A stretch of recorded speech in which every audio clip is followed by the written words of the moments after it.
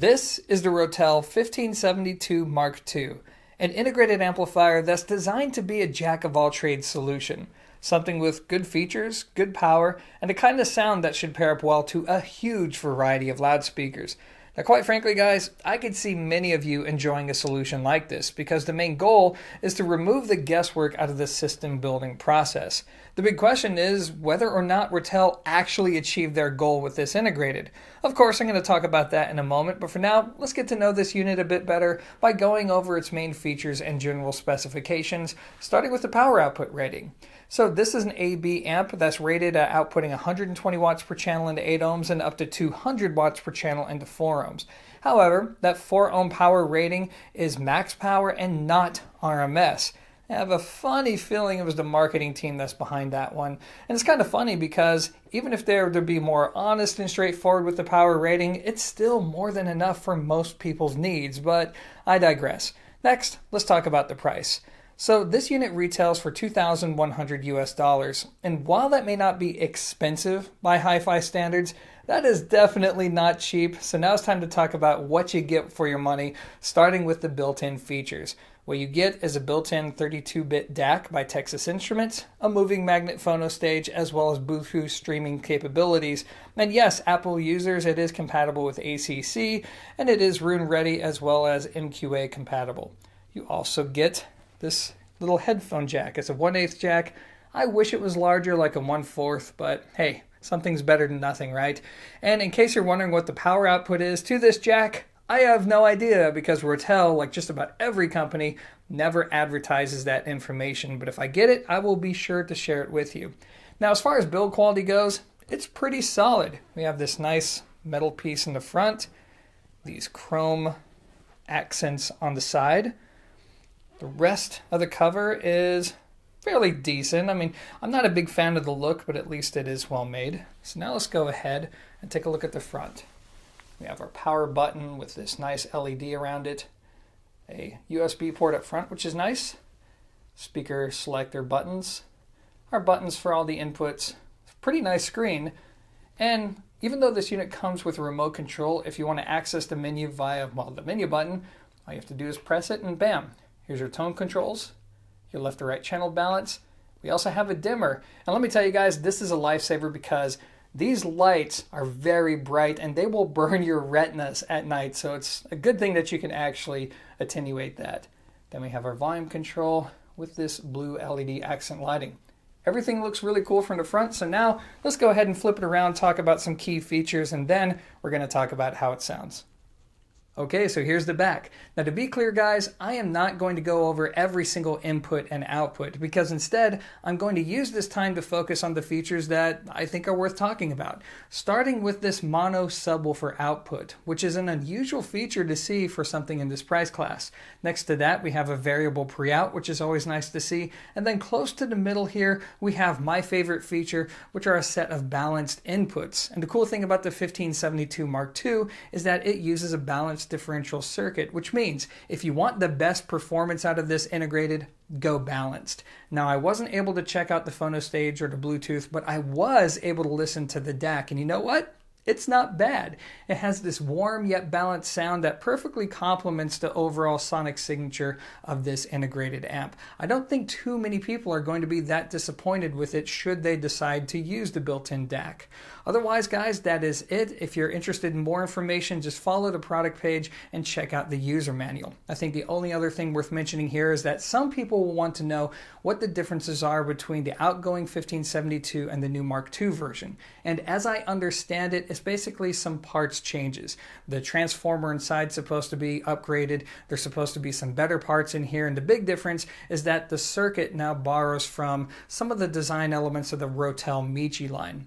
Otherwise, guys, that is it. So now it's finally time to talk about how this baby sounds. Let's go.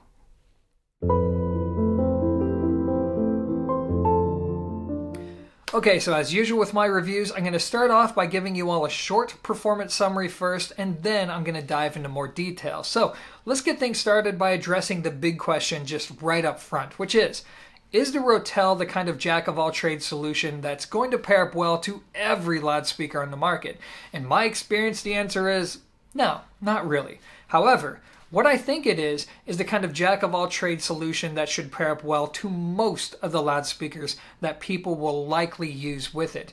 Leading me to address the question of, well, who is it really for? Well, in my opinion, this is more like the everyman audiophile solution. It's for somebody who's either tired of doing research and or somebody who doesn't feel like chasing their tail in an attempt to find out what the best solution may be for their loudspeakers.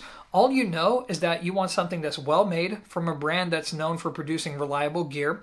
You want something with good enough power for your needs, and you want the kind of presentation that's balanced and clear. Something that offers up the kind of detail that makes it feel like you got your money's worth. If that's you, then you really should shortlist the Rotel.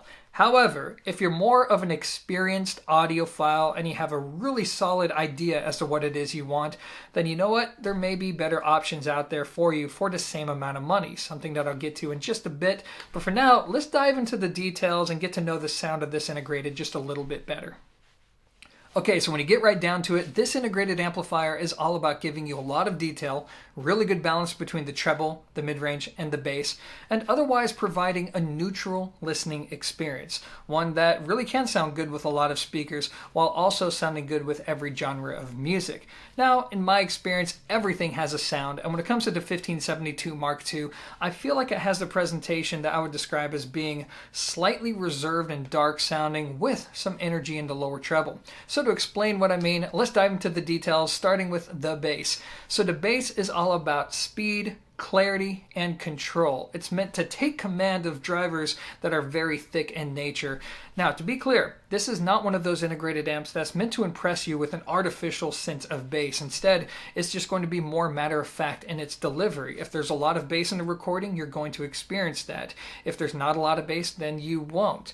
Moving on, let's talk about the mid-range. So the mid-range, much like the bass, is all about transparency and revealing what's on the recording. So the mid-range takes on more of an open sound that's all about giving you this clear presentation. It's not meant to sound warm, nor is it meant to sound thin. Now, some of you out there are going to love this, and other people, especially folks who are used to more of a warm presentation, you're probably going to walk away thinking that it sounds a little bit dry or thin to your taste.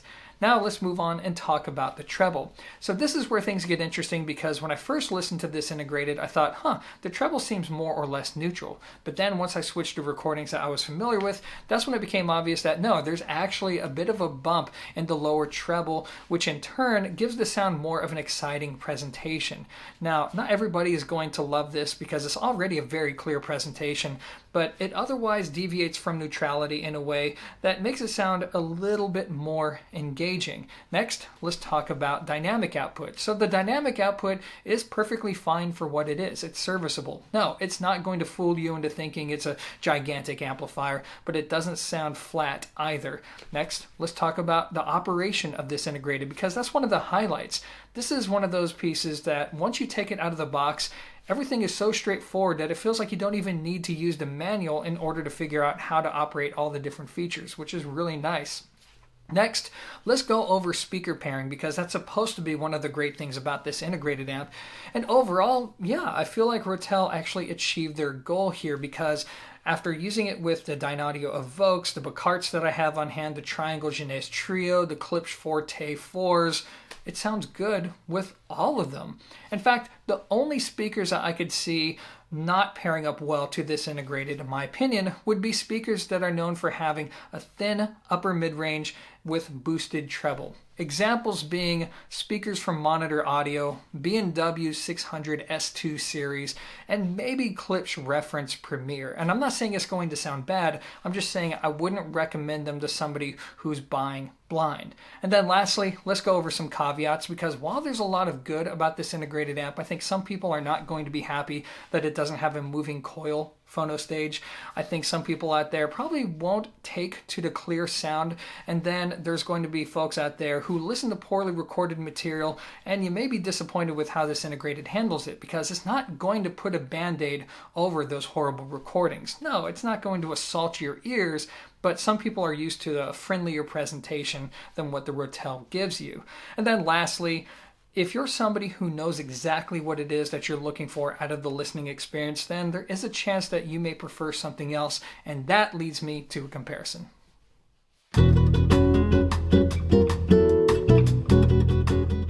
Okay, so up until now, this has been a positive review. Having said that, this is when things are going to go a little bit sideways for the Rotel, because even though it offers up genuinely good all-around performance, the bottom line is that if you can live without some features and if you know what it is you want, there is an opportunity to get better performance for the money. So to hammer that point home, let's go ahead and talk about how the Rotel stacks up to the Unison Research Unico Primo. Now, the Unico Primo is a hybrid integrated amplifier that's both designed and made in Italy. So to kick off this comparison, first, let's talk about the differences in terms of build quality, starting with the Rotel.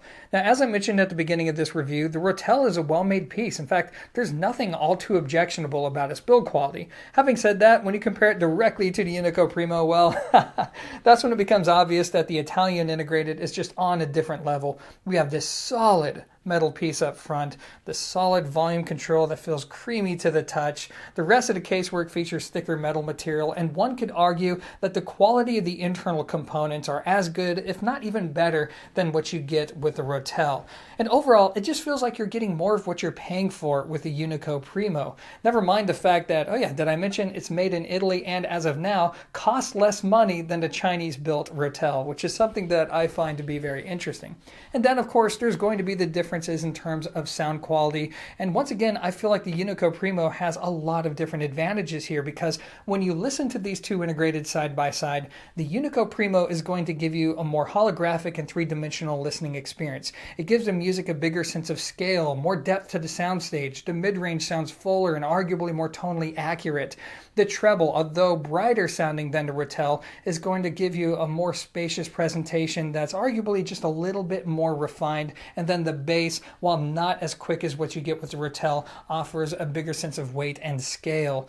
Overall, the Unico Primo just gives you a more realistic listening experience. And then on top of that, because it comes with the signal tube that's used for active preamplification and gain, this gives you the opportunity to color the sound to your taste, at least to an extent. Whereas with the Rotel, all you can really do there is use the tone controls. Now, having said that, the Rotel also has its advantages, starting with the fact that it offers up a more balanced and clean sounding presentation. And if you run balanced inputs into this Rotel, that will lower the noise floor and in turn make it easier to pick out subtle details within the recording. And then lastly, the main advantage of the Rotel is going to be that it offers up more power. Now, in the real world, there's not a huge difference between them. However, if you're in a big room and you're running average sensitivity speakers and you like to crank the volume once in a while, then the Rotel is going to be the better fit for you.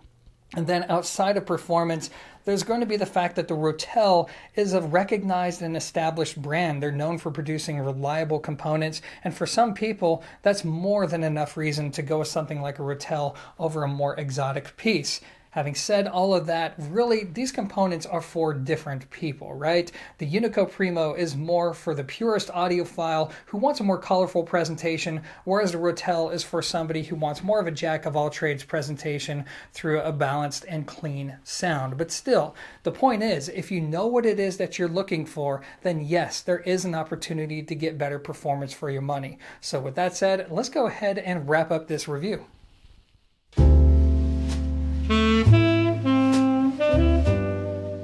So when you get right down to it, I think Rotel achieved their goal with the 1572 Mark II, because what you're getting is one product that offers good features, it's easy to use, it has more than enough power for most people's needs, it has the kind of detail that most people want, great balance between the treble, the mid-range, and the bass, and overall, it's a solution that really will work with most loudspeakers well and sound good with every genre of music.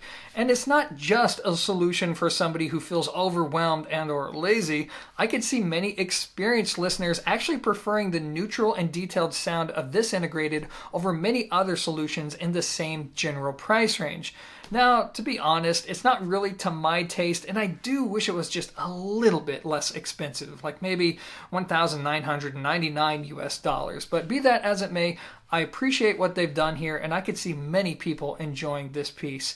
So, that is my take on the Rotel. As always, guys, thanks for watching, and until next time, peace.